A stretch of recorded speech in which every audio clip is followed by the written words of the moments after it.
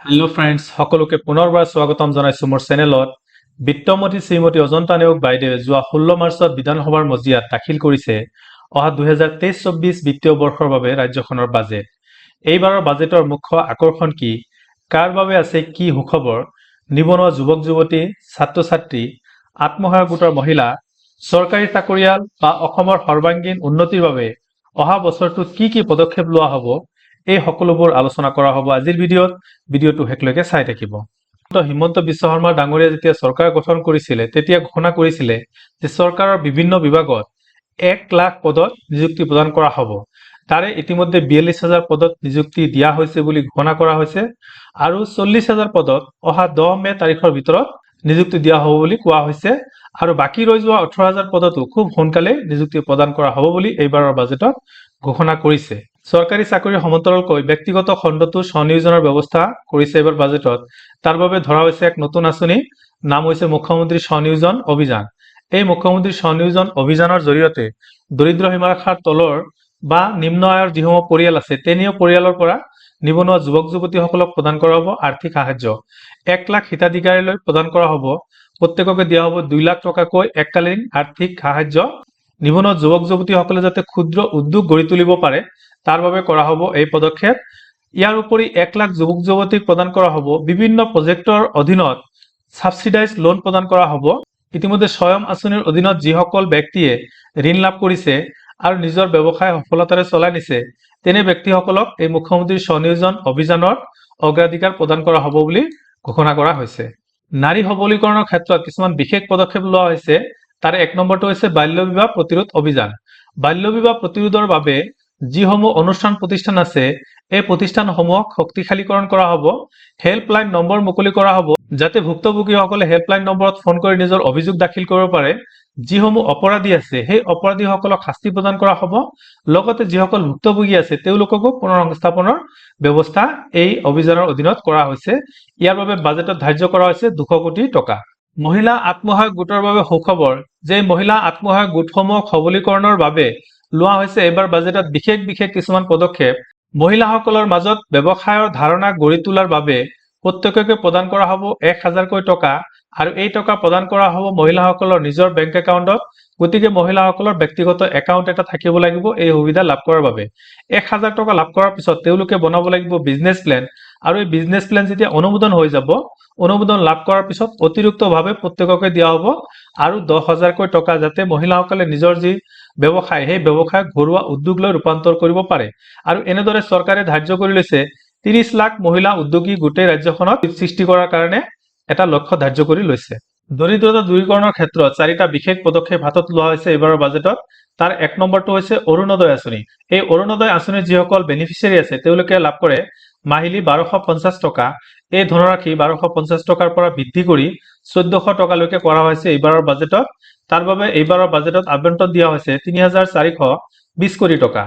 মুখ্যমন্ত্ৰী আয়ুষ্মান অসম যোজনা নামৰ এটা নতুন আঁচনি লোৱা হৈছে। এই আঁচনিটো আচলতে কেন্দ্ৰীয় চৰকাৰৰ প্ৰধানমন্ত্ৰী জন আৰোগ্য যোজনা নামৰ আঁচনিৰ অধীনত লোৱা হৈছে। এই আঁচনিৰ যিসকল বেনিফিচিয়াৰী আছে সেই বেনিফিচিয়াৰী পৰিয়ালসকলক দিয়া হয় এটাকৈ আয়ুষ্মান কাৰ্ড আৰু আয়ুষ্মান কাৰ্ড লাভ কৰা বেনিফিচিয়াৰী পৰিয়ালে বছৰি 5 লাখ টকাৰ কেছলেছ চিকিৎসা যিকোনো মেডিকেলৰ পৰা তেওঁলোকে বিনামূলীয়াকৈ লাভ কৰিব। 27 লাখ পৰিয়ালক সাঙুৰি লোৱাৰ এটা লক্ষ্য ধাৰ্য কৰা হৈছে। যিসকল ব্যক্তিৰ ৰেচন কাৰ্ড আছে, ৰেচন কাৰ্ড থকা প্ৰত্যেকটো পৰিয়ালক অৰ্থাৎ 100% ৰেচন কাৰ্ড থকা পৰিয়ালক এই আঁচনিৰ অধীনত সাঙুৰি ল'ব বিচৰা হৈছে আৰু ইয়াৰ বাবে বাজেটত ধাৰ্য কৰা হৈছে 135 কোটি টকা। উল্লেখ্য যে দেশৰ আটাইতকৈ ডাঙৰ স্বাস্থ্য বীমা আঁচনি হ'ব এই মুখ্যমন্ত্ৰী আয়ুষ্মান অসম যোজনা। কেন্দ্ৰীয় চৰকাৰৰ যি ৰাষ্ট্ৰীয় খাদ্য সুৰক্ষা আঁচনি আছে এই ৰাষ্ট্ৰীয় খাদ্য সুৰক্ষা আঁচনিৰ অধীনত এক ৰাষ্ট্ৰ এক ৰেচন কাৰ্ড আঁচনি মুকলি কৰিছে কেন্দ্ৰীয় চৰকাৰে আৰু এই আঁচনিৰ অধীনত অসমকো সাঙুৰি লোৱা হৈছে। অসম চৰকাৰে এই খাদ্য সুৰক্ষা নিশ্চিত কৰাৰ বাবে আৰু 40 লাখ নতুন ৰেচন কাৰ্ড দিয়াৰ পৰিকল্পনা কৰিছে। ইয়াৰ বাবে বাজেটত 404 কোটি 94 লাখ টকা ধাৰ্য কৰিছে। মুখ্যমন্ত্ৰী আৱাস যোজনা নামৰ অন্য এটা আঁচনি হাতত লোৱা হৈছে। এই আঁচনিটো আচলতে প্ৰধানমন্ত্ৰী আৱাস যোজনা নামৰ কেন্দ্ৰীয় চৰকাৰৰ আঁচনিৰ অধীনত এই আঁচনিটো লোৱা হৈছে। প্ৰধানমন্ত্ৰী আৱাস যোজনা নামৰ যি কেন্দ্ৰীয় চৰকাৰৰ আঁচনি এই আঁচনিৰ অধীনত দুখীয়া পৰিয়ালক চৰকাৰী গৃহ প্ৰদান কৰা হয়। যিসকল ব্যক্তি এই আঁচনিৰ পৰা বাদ পৰি গৈছে তেওঁলোকক মুখ্যমন্ত্ৰী আৱাস যোজনা আঁচনিৰ অধীনত সাঙুৰি লোৱাৰ ব্যৱস্থা কৰা হৈছে। এই আঁচনিৰ অধীনত নতুনকৈ 1 লাখ লোকক সাঙুৰি লোৱাৰ লক্ষ্য বান্ধি লোৱা হৈছে। ইয়াৰ বাবে বাজেটত 800 কোটি টকা ধাৰ্য কৰা হৈছে। প্ৰধানমন্ত্ৰী আৱাস যোজনা আঁচনিৰ অধীনত এটা হিতাধিকাৰীয়ে যিমান টকা ঘৰ নিৰ্মাণৰ বাবে লাভ কৰে, আৰ্থিক সাহায্য লাভ কৰে, এই আঁচনিৰ অধীনতো সমপৰিমাণৰ টকা অৰ্থাৎ 1,30,000 টকা প্ৰদান কৰা হ'ব। ইয়াৰ আগৰ বাজেটত এটা আঁচনি আছিলে, নাম আছিলে আপোন ঘৰ আঁচনি। এই আপোন ঘৰ আঁচনিৰ জৰিয়তে যিসকল চৰকাৰী কৰ্মচাৰী আছে, এই চৰকাৰী কৰ্মচাৰীসকলক কম সুতৰ হাৰত ঋণ দিয়া হৈছিল তেওঁলোকৰ নিজৰ ঘৰ নিৰ্মাণৰ বাবে। এই আঁচনিটো এইবাৰৰ বাজেটতো অব্যাহত থাকিব আৰু তাৰ বাবে বাজেটত ধাৰ্য কৰিছে 108 কোটি টকা। ইয়াৰ উপৰি এটা নতুন আঁচনি লোৱা হৈছে, নাম হৈছে আপোন বাহন আঁচনি। এই আপোন বাহন আঁচনিৰ জৰিয়তে চৰকাৰী কৰ্মচাৰীসকলক 2% সুতৰ হাৰ ৰেহাই দিয়া হ'ব, যাতে তেওঁলোকে মটৰ বাহন কিনিব পাৰে, অৰ্থাৎ ব্যক্তিগতভাৱে তেওঁলোকে গাড়ী কিনিব পাৰে। ইয়াৰ উপৰি যিসকল মহিলা কৰ্মচাৰী আছে বা দিব্যাংগ কৰ্মচাৰী আছে, অৰ্থাৎ বিশেষভাৱে সক্ষম যিসকল কৰ্মচাৰী আছে, তেওঁলোকক অতিৰিক্তভাৱে আৰু 1% সুত ৰেহাই দিয়া হ'ব, অৰ্থাৎ 3% ৰেহাই সুতৰ হাৰত মহিলা আৰু দিব্যাংগ কৰ্মচাৰীসকলে ঋণ লাভ কৰি তেওঁলোকে গাড়ী কিনিব পাৰিব। শিক্ষা খণ্ডত লোৱা হৈছে কিছুমান সুদূৰ প্ৰসাৰী আৰু গুৰুত্বপূৰ্ণ সিদ্ধান্ত, যেনেকুৱা 100খন নতুনকৈ মডেল স্কুল ৰাজ্যখনত স্থাপন কৰা হ'ব আৰু 400খন পুৰণি স্কুল নৱীকৰণ কৰা হ'ব। এই 100 আৰু 400 মিলি মুঠ 500খন স্কুলৰ আন্তঃগাঁথনিৰ বাবে প্ৰত্যেকখন বিদ্যালয়তে 5 কোটি টকাকৈ প্ৰদান কৰা হ'ব। ইয়াৰ উপৰি চিকিৎসা শিক্ষাৰ বাদে বাকী যিসকল স্নাতকোত্তৰ শ্ৰেণীত অধ্যয়নৰত শিক্ষাৰ্থী আছে, তেওঁলোকক ভ্ৰমণ অনুদান হিচাপে 10,000 টকাকৈ বাৰ্ষিক অনুদান প্ৰত্যেককে প্ৰদান কৰা হ'ব। আইন প্ৰণয়নৰ জৰিয়তে অসমৰ 7খন কলেজক ইউনিভাৰ্চিটিলৈ উন্নীতকৰণ কৰা হ'ব। সেই 7খন কলেজ হৈছে Sivasagar college, Kokrajhar government college, Bongaigaon college, যোৰহাটৰ JB college, Uttar Lakhimpur college, Sandikoi girls college, Nagaon college আৰু শিলচৰৰ গুৰুচৰণ কলেজ। ব্ৰহ্মপুত্ৰৰ উত্তৰ পাৰৰ উচ্চ শিক্ষাৰ মান উন্নত কৰাৰ লক্ষ্যৰে শ্বহীদ কনকলতা বৰুৱা ৰাজ্যিক বিশ্ববিদ্যালয় স্থাপন কৰাৰ লক্ষ্য লোৱা হৈছে। শিক্ষাৰ্থীসকললৈ কেইবাটাও ক্ষেত্ৰত আৰ্থিক ৰাজ সাহায্য প্ৰদান কৰাৰ সিদ্ধান্ত লোৱা হৈছে। ইয়াৰ উপৰি যিসমূহ পুৰণি আঁচনি আছে, সেই পুৰণি আঁচনিসমূহো অব্যাহত ৰখাৰ সিদ্ধান্ত লোৱা হৈছে, যেনেকুৱা বিনামূলীয়া পাঠ্যপুথি প্ৰদান, নৱম শ্ৰেণীৰ ছাত্ৰ ছাত্ৰীক চাইকেল দিয়া, হায়াৰ ছেকেণ্ডেৰীত স্কুটি দিয়া আৰু মেট্ৰিক পৰীক্ষাত আনন্দৰাম বৰুৱা বঁটা প্ৰদান কৰা, এনে আঁচনিসমূহ অব্যাহত ৰখাৰ সিদ্ধান্ত লোৱা হৈছে। আৰোহণ নামৰ এটা নতুন আঁচনি মুকলি কৰা হ'ব। এই আৰোহণ আঁচনিৰ অধীনত নৱম শ্ৰেণীত যিসকল ছাত্ৰ ছাত্ৰীয়ে প্ৰথম স্থান অধিকাৰ কৰিব, তেওঁলোকক শৈক্ষিক বিষয়বস্তু সম্বলিত টেবলেট প্ৰদান কৰা হ'ব। ইয়াৰ উপৰি চাহ বাগিচাসমূহত 100খন চাহ বাগিচা উচ্চ মাধ্যমিক বিদ্যালয় স্থাপন কৰাৰো সিদ্ধান্ত লোৱা হৈছে। গ্ৰাম্য অৰ্থনীতিৰ উজ্জীৱিতকৰণৰ বাবে লোৱা হৈছে বিশেষ আঁচনি, নাম হৈছে আমাৰ গাঁও আমাৰ গৌৰৱ। এই আঁচনিৰ অধীনত কৃষকৰ উপাৰ্জনৰ বৃদ্ধিৰ লক্ষ্যৰে কৃষকৰ পৰা মিলেট অৰ্থাৎ বজ্ৰা আৰু সৰিয়হ উচিত মূল্যত চৰকাৰীভাৱে ক্ৰয় কৰাৰ সিদ্ধান্ত লোৱা হৈছে। আৰু যিটো আঁচনিৰ পুঁজিৰে কৃষকৰ পৰা মিলেট আৰু সৰিয়হ ক্ৰয় কৰাৰ সিদ্ধান্ত লোৱা হৈছে, সেই আঁচনিটোৰ নাম হ'ল চিফ মিনিষ্টাৰ সমগ্ৰ গ্ৰাম উন্নয়ন আঁচনি। স্বনিৰ্ভৰ নাৰী নামৰ যি আঁচনি আছিলে ইয়াৰ আগৰ বাজেটত, যাৰ জৰিয়তে শিপিনীৰ পৰা হস্ততাঁত বস্ত্ৰ ক্ৰয় কৰা হৈছিল চৰকাৰীভাৱে উচিত মূল্যত, আৰু সেই আঁচনিও এইবাৰ অব্যাহত ৰখাৰ সিদ্ধান্ত লোৱা হৈছে। গাঁওসমূহে উদযাপন কৰিব লাগিব গাঁও প্ৰতিষ্ঠা দিৱস, যাৰ বাবে প্ৰতিখন গাঁৱত দিয়া হ'ব 5,000কৈ টকা।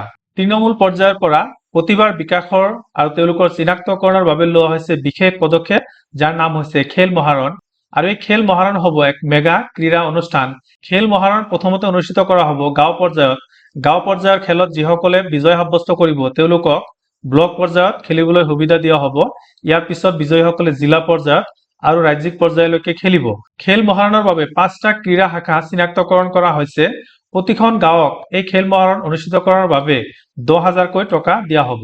গাঁও অঞ্চলৰ সাংস্কৃতিক প্ৰতিভাসমূহক চিনাক্তকৰণ আৰু তেওঁলোকক উৎসাহিত কৰাৰ বাবে লোৱা হৈছে এক বিশেষ পদক্ষেপ, যিটোৰ নাম হৈছে সাংস্কৃতিক মহাসংগ্ৰাম। এই সাংস্কৃতিক মহাসংগ্ৰামৰ জৰিয়তে প্ৰতিখন গাঁৱে পাতিব লাগিব 6টাকৈ শাখাত প্ৰতিযোগিতা। এই প্ৰতিযোগিতা 6টা হ'ল জ্যোতি সংগীত, বিষ্ণু ৰাভা সংগীত, ভূপেন্দ্ৰ সংগীত, ৰবীন্দ্ৰ সংগীত, যিকোনো এটা জনজাতীয় নৃত্য আৰু বিহু। এই 6টা শাখাত প্ৰতিযোগিতা অনুষ্ঠিত কৰিব লাগিব প্ৰতিখন গাঁৱে। এই প্ৰতিযোগিতাসমূহত যিসকলে বিজয় সাব্যস্ত কৰিব তেওঁলোকে পিছৰ পৰ্যায়ত খণ্ড পৰ্যায়ত প্ৰতিযোগিতাত অংশগ্ৰহণ কৰিব আৰু পিছলৈ জিলা পৰ্যায়ত আৰু শেষত চূড়ান্ত পৰ্যায়ত ৰাজ্যিক পৰ্যায়ত তেওঁলোকে অংশগ্ৰহণ কৰিব। এনেদৰে যি প্ৰতিযোগিতা অনুষ্ঠিত হ'ব প্ৰতিখন গাঁৱত, তাৰ বাবে প্ৰতিখন গাঁৱকে দিয়া হ'ব 10,000কৈ টকা। এই প্ৰতিযোগিতা অনুষ্ঠিত কৰাৰ বাবে সাংস্কৃতিক ঐতিহ্যৰ বিকাশ আৰু ইয়াৰ ভেটি সুদৃঢ়কৰণৰ বাবে লোৱা হৈছে কিছুমান বিশেষ পদক্ষেপ যেনেকুৱা নামঘৰসমূহক ইয়াৰ আগতে দিয়া হৈছিল আৰ্থিক অনুদান এইবাৰ নতুনকৈ ৮,০০০ নতুন নামঘৰ সাঙুৰি লোৱা হৈছে আৰু প্ৰতিখনকে দিয়া হ'ব ২.৫ লাখকৈ টকা শতবৰ্ষ গৰকা ধৰ্মীয় অনুষ্ঠান অৰ্থাৎ যিসমূহ ধৰ্মীয় অনুষ্ঠান যেনেকুৱা মন্দিৰ মছজিদ গুৰুদ্বাৰা গীৰ্জা এই সকলো ধৰ্মীয় অনুষ্ঠান যিসমূহে ১০০ বছৰ পাৰ কৰিছে ইতিমধ্যে এই ১০০ বছৰ পাৰ কৰা প্ৰত্যেকটো ধৰ্মীয় অনুষ্ঠানকে দিয়া হ'ব ১৫ লাখকৈ টকা কাশী বিশ্বনাথৰ যি কৰিডৰ আছে সেই কৰিডৰৰ আৰ্হিত কামাখ্যা মন্দিৰতো কৰিডৰ নিৰ্মাণৰ সিদ্ধান্ত লোৱা হৈছে শিৱসাগৰৰ ৰংঘৰত অত্যাধুনিক মানসম্পন্ন পৰ্যটনৰ সুবিধা বিকাশৰ বাবে ১০৭ কোটি টকা বাজেটত ধাৰ্য কৰা হৈছে বীৰ লাচিতৰ বীৰত্বৰ কাহিনী যাতে গোটেই দেশতে বিয়পি পৰে তাৰ বাবে সিদ্ধান্ত লোৱা হৈছে যে বীৰ লাচিতৰ বীৰত্বৰ কাহিনীৰে গোটেই দেশজুৰি বিশাল আয়োজনেৰে নাটক প্ৰদৰ্শন কৰা হ'ব অসমৰ চাহৰ ২০০ বছৰ পূৰণ হ'ল আজিৰ পৰা ২০০ বছৰ আগত ১৮২৩ চনত ৰবাৰ্ট ব্ৰুছে অসমত চাহৰ আৱিষ্কাৰ কৰিছিলে আজি ২০২৩ চনত এই অসমৰ চাহৰ ২০০ বছৰ পূৰণ হোৱাৰ উপলক্ষে ২০০ বছৰীয়া জয়ন্তী উদযাপন কৰাৰ সিদ্ধান্ত লোৱা হৈছে তাৰ বাবে বাজেটত ৬০০ কোটি টকা আবণ্টন দিয়া হৈছে দেশ এখনৰ সৰ্বাংগীন উন্নতিৰ জৰিয়তে সমৃদ্ধিশালী কৰি গঢ়ি তুলিবলৈ হলে লাগিব দেশখনৰ সুচল যোগাযোগৰ ব্যৱস্থা আৰু এই যোগাযোগ ব্যৱস্থা সুচল হ'ব লাগিলে বাটপথ পকীকৰণ আৰু দলং নিৰ্মাণ কৰাটো খুবেই গুৰুত্বপূৰ্ণ এইবাৰৰ বাজেটত ৰাস্তা ঘাটৰ পকীকৰণ আৰু দলং নিৰ্মাণৰ বাবে লোৱা হৈছে কিছুমান বিশেষ পদক্ষেপ লগতে পুৰণি যিসমূহ আঁচনি আছে পুৰণি যিসমূহ কাম আছে সেই কামসমূহ ক্ষিপ্ৰ গতিৰে সম্পন্ন কৰাৰ বাবে সিদ্ধান্ত লোৱা হৈছে নতুন আৰু পুৰণি আঁচনিসমূহ কিছুমান এনেকুৱা ধৰণৰ যিসমূহ এইবাৰৰ বাজেটত লোৱা হৈছে যেনেকুৱা ৰাজ্যজুৰি ১২২৬ কিলোমিটাৰৰ পথ উন্নীতকৰণ ২০০০ কিলোমিটাৰ দৈৰ্ঘ্যৰ মাথাউৰিৰ উন্নয়ন সংযোগবিহীন স্থানত ৩০০০ কিলোমিটাৰ দৈৰ্ঘ্যৰ ২০০০টা নতুন পথৰ উন্নয়ন চহৰ অঞ্চলত ১০০০ কিলোমিটাৰ পথ উন্নয়ন ৩,১৯৭ কোটি টকা ব্যয়েৰে বিভিন্ন দলং নিৰ্মাণত অনুমোদন অন্তিম পৰ্যায়ত থকা কাজিৰঙাৰ এলিভেটেড কৰিডৰ ক্ষিপ্ৰ গতিৰে সম্পন্নকৰণ ব্ৰহ্মপুত্ৰৰ ওপৰত ৯২৫ কোটি টকা ব্যয় সাপেক্ষে মাজুলী যোৰহাট দলং আৰু লোহিত আৰু সোণহিৰিৰ ওপৰত দুখন ডাঙৰ দলং ৯৬৯ কোটি টকাৰে নিৰ্মাণৰ কাম পাগলাদিয়াৰ ওপৰত ২৪৮ কোটি টকা ব্যয় সাপেক্ষে দলং নিৰ্মাণৰ কাম পূৰ্ণ গতিত সম্পন্ন কৰাৰ সিদ্ধান্ত পৰিবহন পৰ্যটন শিক্ষা আৰু অন্যান্য সামাজিক খণ্ডত আন্তঃগাঁথনি শক্তিশালীকৰণৰ হেতু ১,০০০ কোটি টকাৰ প্ৰকল্প ৩৪৩ কিলোমিটাৰ সামৰি ১৪টা পথ উৰণ সেতুৰ উন্নীতকৰণ কাজিৰঙা আৰু কামাখ্যাত এলিভেটেড কৰিডৰ আৰু অসমমালা উৰণ সেতুৰ অধীনত গুৰুত্বপূৰ্ণ চহৰত ৪টা নতুন পথ কৰিডৰ পথ কালভাৰ্ট আৰু পাৰ্বত্য জিলাসমূহত বহিৰ সাহায্যপ্ৰাপ্ত প্ৰকল্পৰ বিকাশ ৩,৫১৯ কোটি ২৭ লাখ টকা মুকলিৰে ২৪৭ কিলোমিটাৰ পথ নিৰ্মাণ ডিমা হাছাও কাৰ্বি আংলং পশ্চিম কাৰ্বি আংলং বিটিআৰ আৰু বৰাক উপত্যকা অঞ্চলকে ধৰি ষষ্ঠ অনুসূচী অঞ্চলত ৩,৯৯৪ কোটি টকা ব্যয় সাপেক্ষে ৩১২.৫ কিলোমিটাৰ সামৰি ১১টা পথ উন্নীতকৰণ ৪খন মুখ্য চহৰৰ জিলা কাৰাগাৰসমূহ স্থানান্তৰিত কৰা হ'ব আৰু চহৰসমূহৰ কেন্দ্ৰত নগৰীয়া ৰাজহুৱা স্থান সৃষ্টি কৰাৰ সিদ্ধান্ত লোৱাৰ লগতে নতুন জিলা পুথিভঁৰাল আৰু আৱৰ্ত ভৱনসমূহ নিৰ্মাণ কৰাৰ সিদ্ধান্ত লোৱা হয় এইবাৰৰ বাজেটত ইয়াৰ উপৰি কৰিমগঞ্জ আৰু শিৱসাগৰত দুখন নতুন চিকিৎসা মহাবিদ্যালয় নিৰ্মাণৰ গুৰুত্বপূৰ্ণ সিদ্ধান্ত লোৱা হয় জিলাসমূহৰ স্বচ্ছতাৰ ওপৰত ভিত্তি কৰি দিয়া হ'ব এক বিশেষ পুৰস্কাৰ নাম হৈছে মোষ্ট আউটষ্টেণ্ডিং ডিষ্ট্ৰিক্ট ইনিচিয়েটিভ অৰ্থাৎ স্বচ্ছ জিলা পুৰস্কাৰ এই স্বচ্ছ জিলা পুৰস্কাৰ বাছনি কৰাৰ ক্ষেত্ৰত যিসমূহ ইণ্ডিকেটৰক মূল্যাংকনৰ মাপকাঠি হিচাপে লোৱা হ'ব সেইসমূহ হৈছে ঘৰে ঘৰে আৱৰ্জনা সংগ্ৰহ আৱৰ্জনা পৃথকীকৰণ আৱৰ্জনা প্ৰক্ৰিয়াকৰণ প্লেন স্থাপন আদি ইণ্ডিকেটৰক মূল্যাংকনৰ মাপকাঠি হিচাপে লৈ দিয়া হ'ব স্বচ্ছ জিলা পুৰস্কাৰ ইয়াৰ উপৰি প্ৰত্যেকখন জিলাক আন্তঃগাঁথনি উন্নয়নৰ ক্ষেত্ৰত দিয়া হ'ব ১০০ কোটিকৈ টকা এইবাৰৰ বাজেটত বহুকেইখন মেডিকেল কলেজত নাৰ্ছিং কলেজ স্থাপন কৰাৰ সিদ্ধান্ত লোৱা হৈছে মেডিকেল কলেজ কেইখন হ'ল ডিফু যোৰহাট তেজপুৰ লখিমপুৰ নগাঁও নলবাৰী বৰপেটা কোকৰাঝাৰ আৰু ধুবুৰী মেডিকেল কলেজতো বিএছচি নাৰ্ছিং কলেজ স্থাপন কৰাৰ প্ৰস্তাৱ লোৱা হৈছে সো ফ্ৰেন্ডছ এইখিনি আছিল আজিৰ ভিডিঅ'টো ভাল লাগিলে আপোনাৰ ফ্ৰেন্ডছৰ লগত ভিডিঅ'টো নিশ্চয় শ্বেয়াৰ কৰিব এনে ধৰণৰ ইনফৰমেটিভ ভিডিঅ'সমূহ পাই থাকিবলৈ মোৰ চেনেলটো সাবস্ক্ৰাইব কৰিব আৰু কমেন্ট বক্সৰ জৰিয়তে পৰামৰ্শ দিবলৈ নিশ্চয় নাপাহৰিব